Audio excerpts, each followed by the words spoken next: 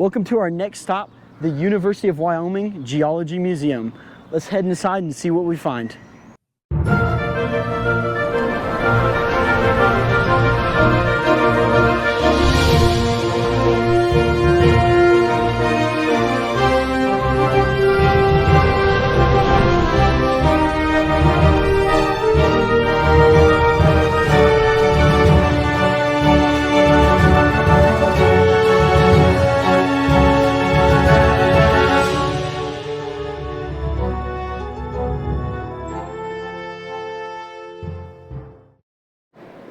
The first thing you see when you walk in is this massive apatosaur. This thing is absolutely massive. Come in here a little bit. Whenever you just look at the absolute grandeur of this massive behemoth, this would have been one of the major sauropods in the Morrison Formation during the late Jurassic period. This massive diplodocid, and one of the dead giveaways that this is actually an apatosaur, possibly a brontosaur, is actually the toe claw down here. If you get close there to that toe claw, you'll see that it's more squared off than instead of rounded.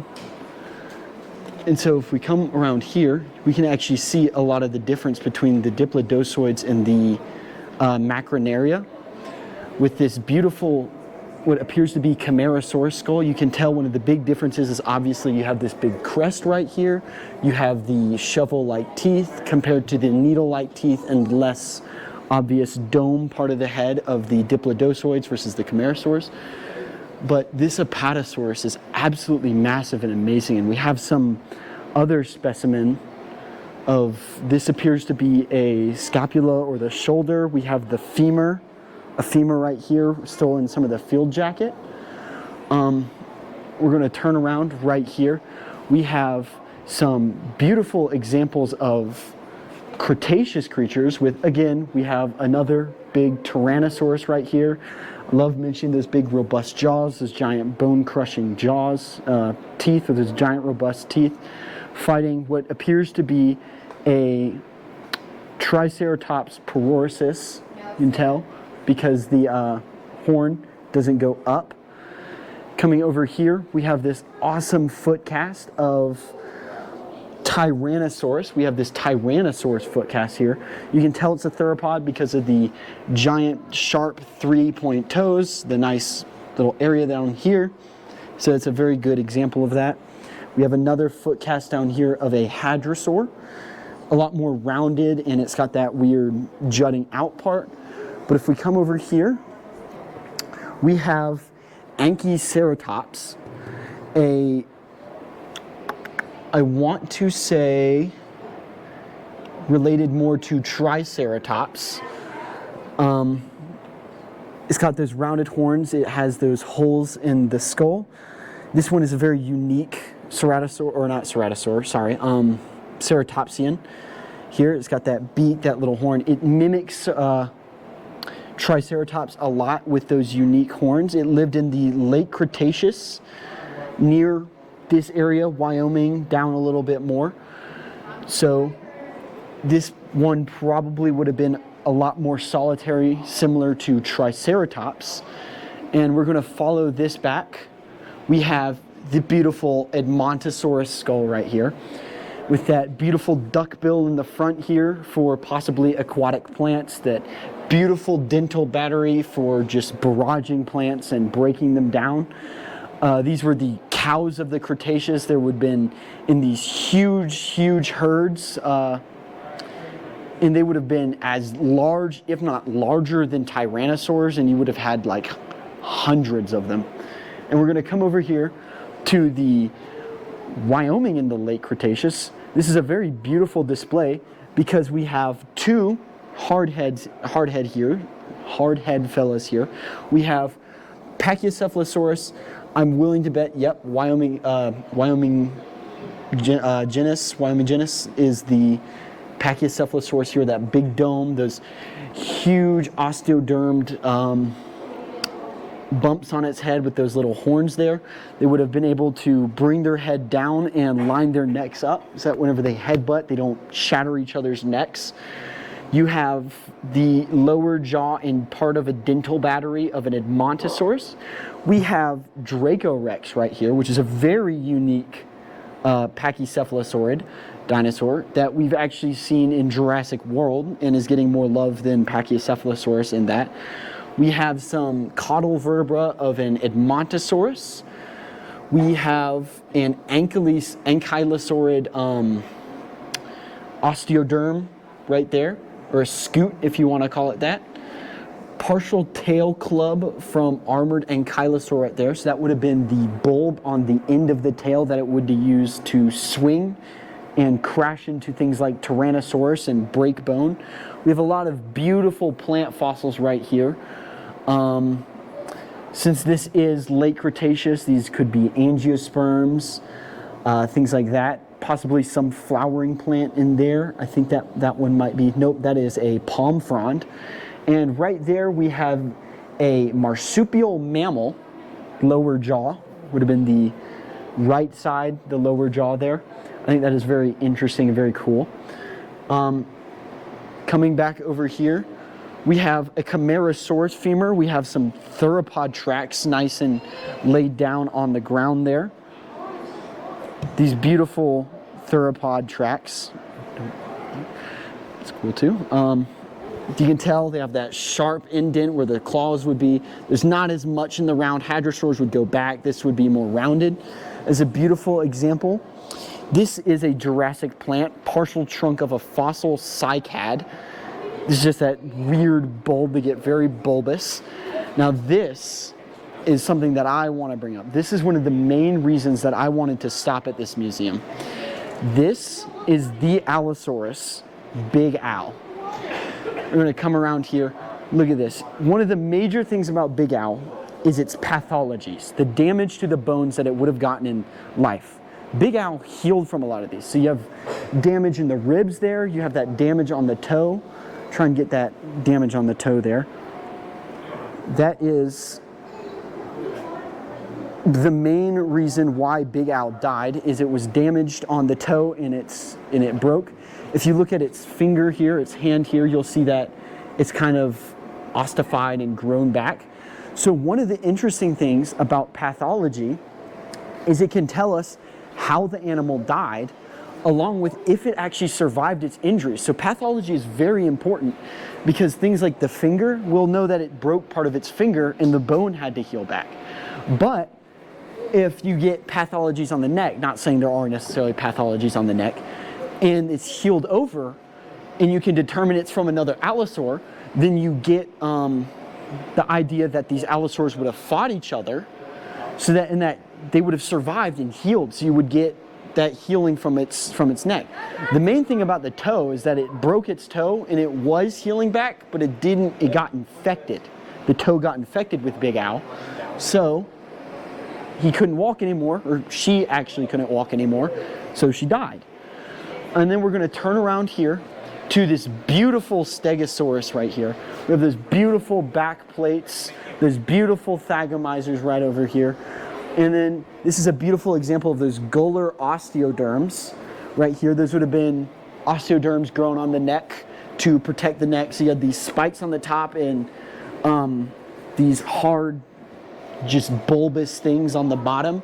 So something can't just come and bite the neck immediately.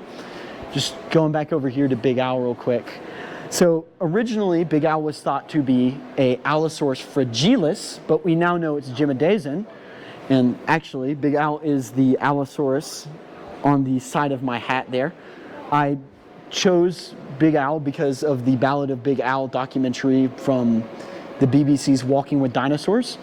This is just a beautiful specimen. And one of the things about Gymnodazon is its jaw is a lot more slender, a lot less bony than fragilis. Its crest is a little more protrudent, if you will, a little more prominent. But this is just a massive beauty of a dinosaur. This is not the original. The original is in the Museum of the Rockies up in Montana near the Rockies. This is a cast because, if I'm not mistaken, Big Al was found in Wyoming. Before we move on to this section here, we have this beautiful, another Rex actually, Megalosaurus Rex. This is the flipper of what appears to be just a pliosaur. So these were from the late Jurassic. This was the Sundance Sea Formation. So these things were swimming in the interior seaway that existed during the Jurassic. Pliosaurs were similar to mosasaurs in the fact that they ruled the oceans. Leopleurodon is a beautiful example of a pliosaur. But this huge pliosaur, I mean, and this is just the flipper. Imagine the size of the entire thing. Now we're going to come over here to some of the Cenozoic, the post-dinosaurs. This is Gastornis. If I'm not mistaken, this thing might have been determined to actually be herbivorous. This might have been the terror bird that was thought to be herbivorous. I don't remember off the top of my head, but it has lost all of its karma points for that. But this is the example after the dinosaurs, that the dinosaurs trying to come back and thrive. You have that big bulbous beak meant for pecking and barraging, or possibly apparently knocking over and knocking apart berries. You had these huge feet claws similar to theropods of the Jurassic and the Cretaceous. And this is just a beautiful example of dinosaurs trying to come back. But they actually were driven to extinction and drove into South America due to Smilodons, which is actually very interesting. Down here we have this beautiful crocodile specimen, because crocodiles have been around forever apparently. Here we have a Stylonodon, which is a digging mammal. We have some flies there. If you can try and get a little close there, it might be a little difficult because those are very small specimens, so I might pop something up on the screen if I can. We have some ferns there. Right here we have a Brontotherus, which was actually a relative of horses and rhinos. One of the things that would be more horse related it wouldn't have the horn. You wouldn't actually see the horn in it, but its front face is actually bashed in, so you don't have to worry about that. Then we get into the early rhino relatives here. Those are some rhinos. We have early horses. This is a forest-dwelling horse from the Eocene. You can see they still have their toes and they haven't become hoof-like yet. And there is a damselfly, that little fellow right there. If we turn around here, we have the mystery petter, Andrewsuchus mongoliensis. This was discovered in Mongolia, hence the name Mongoliensis. One of the interesting things about it is it was kind of like a giant bear dog-like thing. It is one of the largest carnivorous mammals to ever live. I mean, just putting that into perspective, this thing is absolutely, there's my hand for scale. These things are massive. And if we come over here, we have another Brontotherus, again, relative of horse and rhino, kind of that in-between section. The giant bulbous parts of its face being a dead giveaway that it was related more to horses, because rhinos, again, don't have that. Here we have early camels. We've seen this before. We love these early camels. Camels did exist, apparently, in North America. And then we have a turtle shell there. It's a pretty decent display. No fossils on display, sadly, but of whale evolution. They're closely related to hippos. You can see that they started on land and then slowly went back into the water before they became baleen, before they split into baleen and toothed whales. Now coming back over here, this is a ornithopod, Ornithonelia rex, because we love the name Rex. This little guy would have been a snack for Allosaurus right here, for Torvosaurus, for Ceratosaurus. This would have been the easy pickings of the Jurassic, if I'm not. Yes, the Jurassic Morrison Formation. I'm going to guess this is also Ornithonelia rex. That's a cast. This is probably more of a accurate representation of what they would pull out of the ground. Coming over here, we have another three-toed theropod, if you see it right there. It might be a little hard to see right there, of that theropod foot. You have those 3 pointy claws right there. Same right here, another theropod dinosaur cast. Beautiful foot casts. Apparently Colorado and Wyoming get a lot of those foot casts. Coming through here, we have some beautiful Jurassic plants, and we're back at the butt end of this huge apatosaur, or possibly brontosaur. I want it, the sign says apatosaur. These beautiful Jurassic plants, partial tree trunks. These are very old, not quite petrified wood, because the wood being petrified has its own meaning to it. Then we come to some more beautiful mammals of the time. Right here we have another 3-toed early horse of this. They're so tiny. Could you imagine trying to ride on that? It's more like a pony than a horse, but it's pony size than a horse. But you see those 3 toes, and they have those long lower limbs to those front limbs, meaning they're built for speed. Over here we have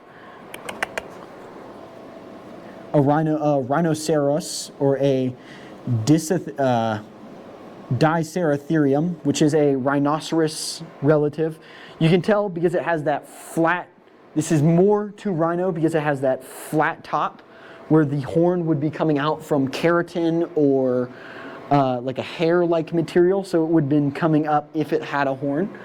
Coming over here, we have just this beautiful buried, if I had to guess, some kind of horse, or camel, actually. I was close, but this is a buried camel that would be still in the matrix. These might be real bones, which is why they have the glass here.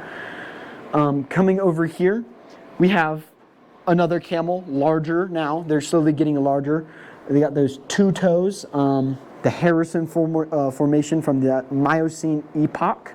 But these camels, before they went extinct in North America, got surprisingly large. And if we turn here, we have some very weird pronghorn evolution. So we have those unique early guys right here. So you get some of those pronghorns and things along related to those. We have those modern, hit the glass real quick. Then we have this weird bulbous thing, which is actually a giraffe, because they have those weird bulb things that are actually kind of left over from things like Brontotherius and things like that. But again, we have those early Antilopa caprids, I think is how it's pronounced, where they have those horns. You start to see the rise of horns with deers, with the Wyoming pronghorns and the antelopes and things like that. And coming over here for another part is a infant sauropod. Look at that tiny head. Look at that little guy. That is a diplodocid of it. If I had to guess, since it's under the Apatosaurus, this is probably an Apatosaurus. But here we're actually talking about Brontosaurus, where the mistake was with, during the Bone Wars, they were busy trying to put new species on there. So you had Marsh, had the partial remains of, I want to say, an Apatosaurus, but he put a Camarasaurus skull on it, and then he called it a Brontosaurus.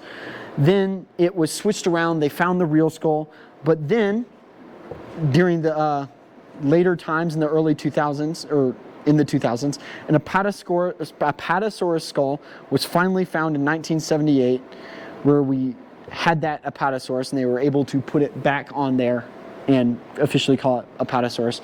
Then in the modern age, Brontosaurus has been brought back. There's a lot that goes into that. And we're going to come over here to this beautiful Columbian mammoth with those huge bottom jaws. They're not necessarily long, but they're very thick and robust, with those weird shaped teeth and those large tusks. Those weird shaped teeth are for grazing and things like that. I'll try and get a close-up of those teeth for y'all to put in the video. But they had that huge skull that would actually, if you were to break away that front plate, would have been honeycombed. So it was actually lighter. so that it didn't have to carry around this giant, bulky, solid boned head. So it had that honeycombing inside to actually help lighten the head up. And coming over here for this final part on the first floor, we have some smaller areas. We have what appears to be a mammoth tusk. This is possibly more mammoth. I would have to guess more mammoth because it's next to mammoth. Don't ask me what part that looks. Mammals are not my specialty. But coming over here, we have a lot more Columbian mammoth from what is, I want to say, referred to as Clovis Point. This might not necessarily be Clovis Point, but Clovis Point means the early ancestors to humans whenever they first come to North America. So we have some cool leg bones, we have some ribs, vertebrae are very prominent, another possible leg bone. But a good indicator of Clovis Point is arrowheads, markings in bone where the arrows would have hit and pierced, things like that. But we're going to come back through here one last time and get this beautiful diplodocid apatosaurid right through here with those massive scapulas. Just building on this, the massive pure size of this thing. This thing is enormous. I mean, I'm basically floor level with it. This would probably be more accurate for a floor level. If I'm here, is probably a little more accurate for floor level, but it really doesn't help. These things are massive. They would have been in giant herds that would have stretched for just these massive herds. And I could only imagine how scared a forest must be to see a herd of these behemoths coming. So this would be their prep lab. So when fossils are taken out of the field, they are brought to the prep lab to be excavated more out of the jacket and the remaining sediment there. So this is something that they're working on. I have no idea what it is. But coming over here, we have this awesome, amazing mosasaur of some kind. And this appears to be an ichthyosaurus that had its face smashed up or smashed into something. They have those huge eyes. They've actually filled in the dolphin niche during the Jurassic period. So they had these huge eyes, possibly for night vision in dark, murky waters. They did still breathe air, but coming back to this mosasaur, this is a very awesome mosasaur. Look at those very large, robust bottom jaws.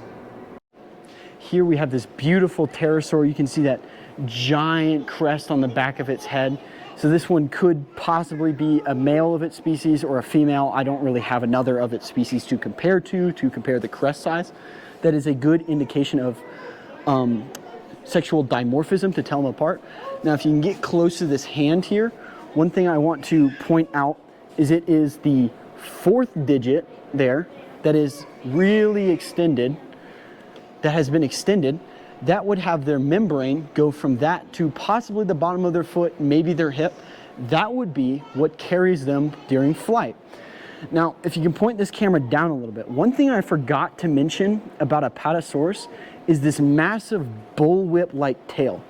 Like Indiana Jones, it could snap its tail. And if I'm not mistaken, it was like 300 miles per hour. It could get the tip of its tail to just snap that fast, making a sonic boom, a small sonic boom, breaking the sound barrier. Whether that's accurate or not, there's a lot that goes into that biomechanics, but these massive behemoths, you would not want to be on the end of their tail. Now, if we come over this way, we have some, what appears to be some student images here. So we're gonna skip over these and we're gonna come down to the end here to get over to some more really cool fossils. Let's see what we have down here. Dr. Donald Boyd. We have this unusual Cambrian trace fossil. This could have been from trilobites, from some weird other sea bug thing. It's right here. If you follow it along right there, that would be where the trilobite or possibly other creature from the Cambrian would have been. Here we have stromalite. Stromalites are produced by interaction of microbial mats and sediment deposition on sea or lake floors. The alteration of these two processes results in a distinctive laminated deposit. You can see some of those laminations there, with ancient examples shown here. These are very important. These are some of the first bioorganisms we know that actually appeared. They are like reef builders. They lay down sediments. Here we have a giant clam, this absolute size of it. Back there, it appears we have another mosasaurus just kind of jammed back there. Wow. Here we have another marine reptile cast of a mosasaur. Very, very disfigured from being excavated. Back here we have this beautiful ichthyosaur. It's kind of hidden away. We have this beautiful mammoth portrait with Smilodon right here. Some of those early giant longhorn bison that would have horns like, I think it was like 6 to 7 feet long. Coming over here, it does look like we have some more student work here or something along those lines. Maybe I don't go here. This is a beautiful campus though. They have some really cool plant fossils, ferns, some of those palm buds, palm leaves, oaks, hickory, fig, pine cone, sycamore, elm bladed nut, horsetail rushes right there, some ferns, club moss, or those look like those early trees in the Devonian and Cambrian kind of period. Here we have the beautiful coelophysis from Ghost Ranch. The Ghost Ranch locality where this coelophysis was found is a mass death bone bed that reveals much information about the behavior and the community structure of these things. We know these are pack hunters because of how they were found. Coelophysis is one of the earliest dinosaurs. Not the first, but one of the earliest. Its legs were under its hips. It had that snake-like neck, that very long protruding tail for balance. They survived the early Triassic, or the Cambrian to Triassic extinction, not Cambrian, but the Permian to Triassic extinction, through outweighing a lot of the crocodilians due to its unique structures. So dinosaurs were able to run rampant and evolve into existence because of these similar to these guys. Here we got some ocean floor studies. That's pretty cool, but we're gonna come over to nautiloids.